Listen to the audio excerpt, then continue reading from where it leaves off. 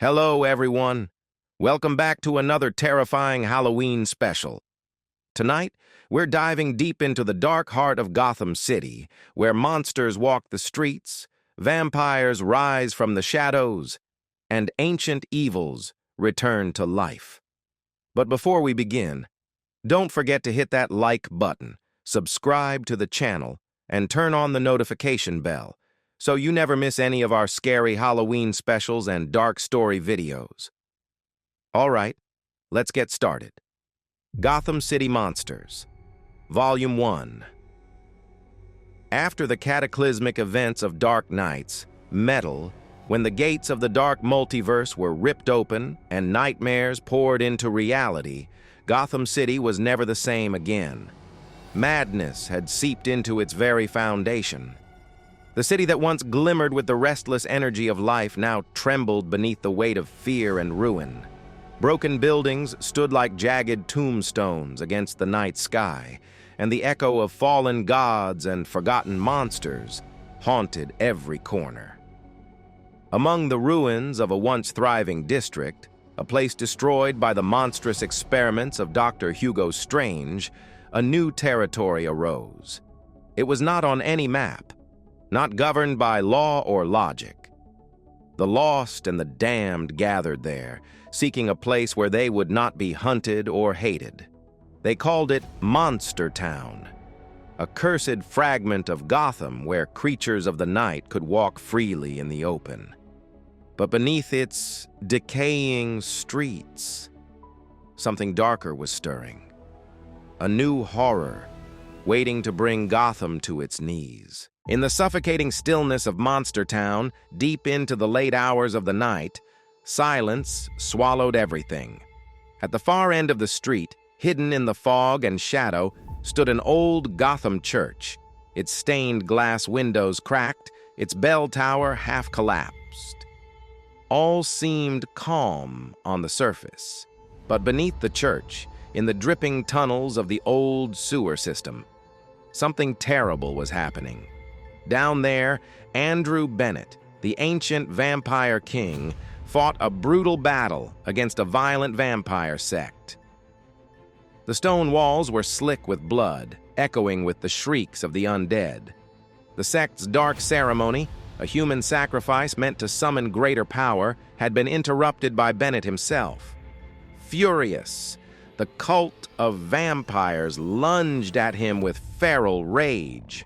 Andrew, his eyes glowing crimson, hurled them aside effortlessly, their bodies crashing against the sewer walls. From the shadows stepped their leader, Mad Monk, cloaked in red and masked in crimson. His voice hissed through the air as he attacked from behind, shouting, "Who do you think you are, disrupting our ceremony?" Andrew turned in a blur of movement, catching the Mad Monk by the throat. He tore the red mask from his face and snarled, "I am Andrew Bennett, the king of vampires. And you will end this slaughter of innocent blood." Mad Monk's lips curled into a smile, even as he struggled in Bennett's grip. Around them, 100 vampires glared with glowing red eyes, their growls rumbling through the darkness. The Mad Monk laughed and said, "For thousands of years, you were the strongest blood, the ruler of us all. But your time has passed. Another has risen, stronger, darker. He holds the black blood, and he has taken your throne." At those words, fury blazed across Bennett's face. Without hesitation, he drove his hand into the Mad Monk's chest, tearing it open and pulling out his still-beating heart. "Then I will find him," Bennett growled, his voice echoing like thunder in the tunnels. "And I will drink his blood, too." Meanwhile, 7 blocks away, the city's streets were nearly empty. Killer Croc, wearing light brown hoodie and carrying a worn-out gym bag over his shoulder, walked quietly beneath the flickering streetlights. His scaled skin shimmered faintly beneath the street's dim glow as he made his way back to a crumbling old hotel, his home in the heart of Monster Town. Inside the hotel lobby, behind a scratched wooden counter, stood Tusk. A mutant with the face and tusks of an elephant but the frame of a man.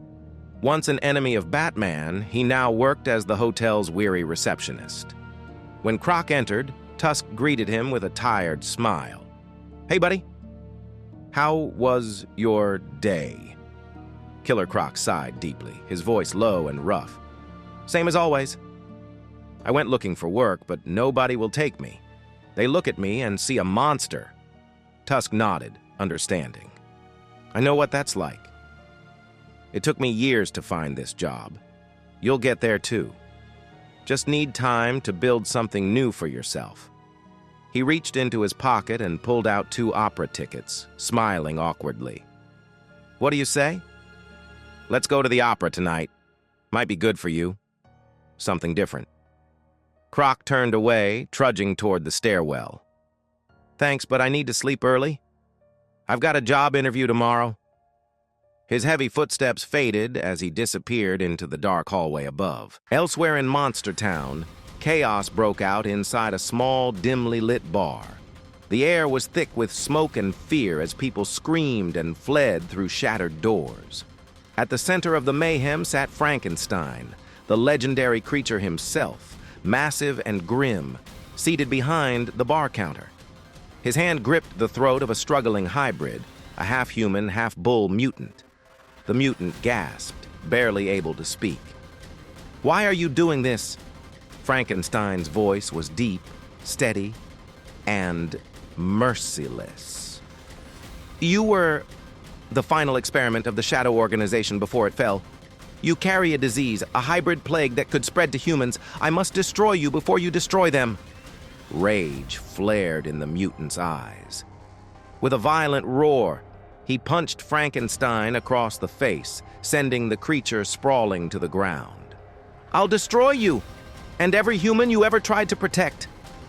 As Frankenstein struggled to rise, the mutant lunged again. But the creature of legend was faster. He reached across the bar counter, snatched up a bottle of whiskey, and smashed it across the mutant's face. The bottle shattered, drenching the hybrid in liquor. Frankenstein pulled a lighter from his coat pocket, his expression cold and unflinching. "One death," he said, flicking the flame to life. "For everyone's safety." He tossed the lighter. The mutant went up in flames, screaming as the fire consumed him. The smell of burning flesh filled the bar. When it was over, Frankenstein sat back down in silence, picked up another bottle, and took a long drink.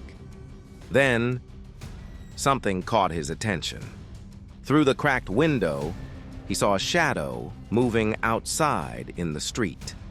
A creature, part ape, part man, stood there watching him silently from the darkness. Meanwhile, at the cold and misty waters of Gotham Harbor, an old fishing boat rocked violently against the waves. The crew had been illegally trawling the coast, their nets heavy with forbidden catch, when the sea itself seemed to rise against them. From the dark depths, a monstrous figure surged upward, half human, half whale, known to Gotham's underworld as Orca. With a roar that echoed across the water, she smashed the side of the ship, tearing through steel as easily as paper. The crew screamed, scrambling to save themselves. One of the men lost his footing, his leg plunging into the water. In an instant, Orca's massive hand seized his ankle and yanked him into the sea. The man thrashed, but something strange happened. No blood clouded the water. Instead, thick clay spilled from his wound, spreading in murky waves through the tide. Orca froze, startled, as the man's entire body dissolved into a whirlpool of mud and clay, reforming beside the wrecked boat. The creature that emerged from the ocean was not a man at all. It was Lady Clayface. Her slick, shapeless form shimmered under the moonlight as she rose from the sea, transforming back into her true self. Two enormous wings of mud unfurled from her back, dripping as they hardened in the cool night air. She lifted off into the fog, soaring toward the skyline of Gotham and disappearing into the direction of her hidden refuge. Once, she'd been Sandra Fuller, an attractive and idealistic woman who sought meaning in the mysterious Cobra cult. But her trust had been betrayed. The cult twisted her body and soul with science and sorcery, turning her into a shape-shifting creature of living clay. Now she could be anyone, wear any face, yet when she looked into a mirror, she saw nothing she recognized. After the Cobra cult's fall, she wandered the streets in despair, searching for a place among people who would never truly accept her. Tonight, in a new disguise, she stepped once more into the city lights, an opera ticket in her hand, walking toward the grand Gotham Opera House. Beneath the harbor, Orca sank into the depths after destroying the boat. The water grew colder and darker the deeper she went. In this silence, memories returned to her. She had once been Grace Balin, a brilliant marine biologist studying whales in hopes of curing her spinal injury through genetic experimentation. But when her funding was cut, desperation drove her to test the serum on herself. The result was monstrous. She became what she had studied, a fusion of woman and whale. Since then, she had lived apart from humanity, waging war on pirates, poachers, and smugglers. Yet there remained one person she still loved, one fragile link to her human past, her nephew, the only soul she trusted. Back on land, deep within the Monstertown metro station, the hunt was on. Frankenstein, relentless and unyielding, had tracked the mutant ape he had seen earlier. He moved like a shadow between the columns, his heavy footsteps echoing through the abandoned tunnels. Suddenly, he struck.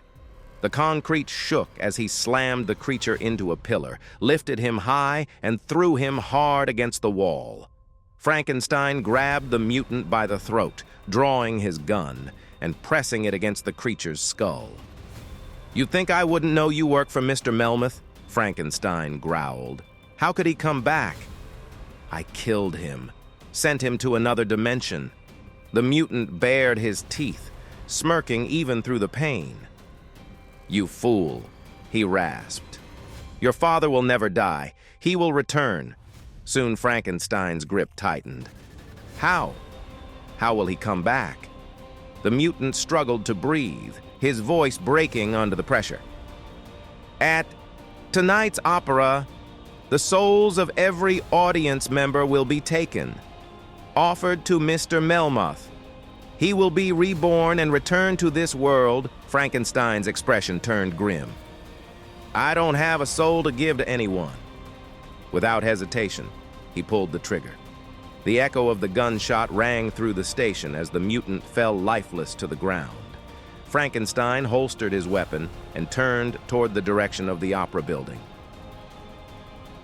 Moments later, he stood upon its rooftop, the city lights glowing faintly below him.